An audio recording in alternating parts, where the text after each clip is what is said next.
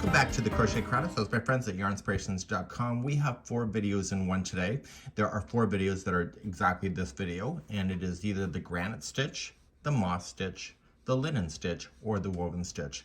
This is done as an even count chain, so it's a completely multiple of 2. If you decide to do a multiple of 2, then what happens is that there's 2 rows that are part of the repeating pattern. The other video that we have is the same stitch, but in multiples of 2 plus 1, and that one is technically easier. The difference between this one and the other one, though, is that this one will have an even side edge of everything being matched on the side, where the other one does not, and it depends on your application. So for clothing, you may prefer this stitch over the other one. So let's begin and start to show you how.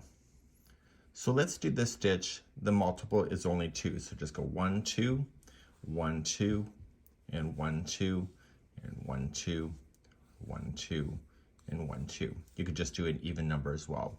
Once you're happy with this, then what you can do is just lay it against something. Maybe you want to match a size, and then you can start. So just as an even number and multiples of 2. Let's begin row number 1.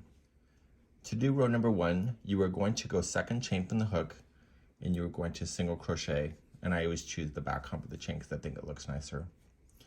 You're then going to chain 1, skip 1, and single crochet into the next chain, and you're creating a chain 1 space that you'll be using in the next row.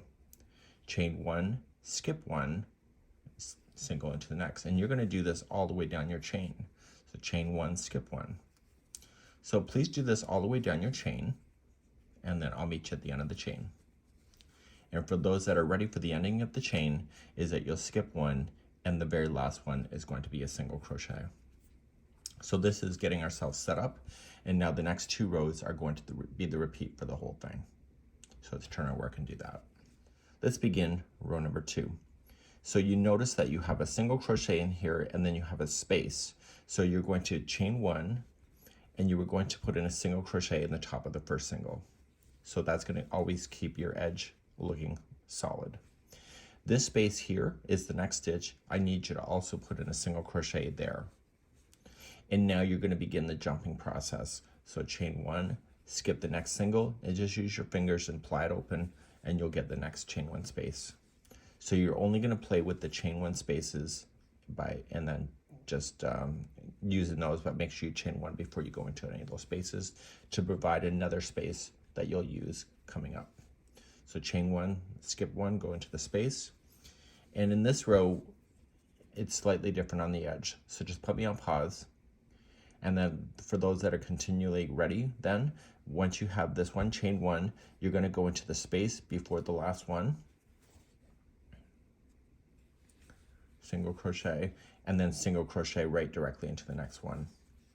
So you will notice in this row, whenever you have it, the first 2 are directly beside each other of the single crochet, then you start jumping, and that changes because in the next row it's different. So you turn your work, and let's begin the next row.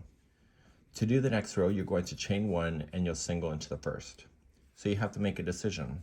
You'll notice that there's another single crochet before the jumping up into the hole, so you're going to chain 1, jump over that single crochet that's there, and go right directly into the chain 1 space hole. And then this is when you start jumping again. So chain 1 and go into your next space and do that all the way across. So on this row, we're pretty much jumping all the way right from the beginning, where the other row we always have a stagger. Okay, so chain 1, skip the second last single crochet, and then just single into the last. And so this is a 2-row repeat. So to start the next one, when you start, you're going to chain 1, you'll single into the first. You have to single into the chain 1 space, and then you start jumping. So chain 1, and then start jumping into the spaces. So as long as you can identify how you're starting each of the rows, it becomes quite easy to do. This is used in a lot of clothing, for example. And the only time you really can't use this, let me just finish the last one here, single into the last. The only time you really can't use this stitch is when it's in a sampler. This stitch tends to have a different compression, and so therefore, even though it looks like it's evenly spaced, another stitch may not be as equally spaced as that, and I always find when I use this in a stitch sampler, it always causes the sampler to buckle. So that's just something that you have to consider. So you just keep doing this 2-row repeat until the cows come home. Hopefully you enjoy, and I'll see you soon.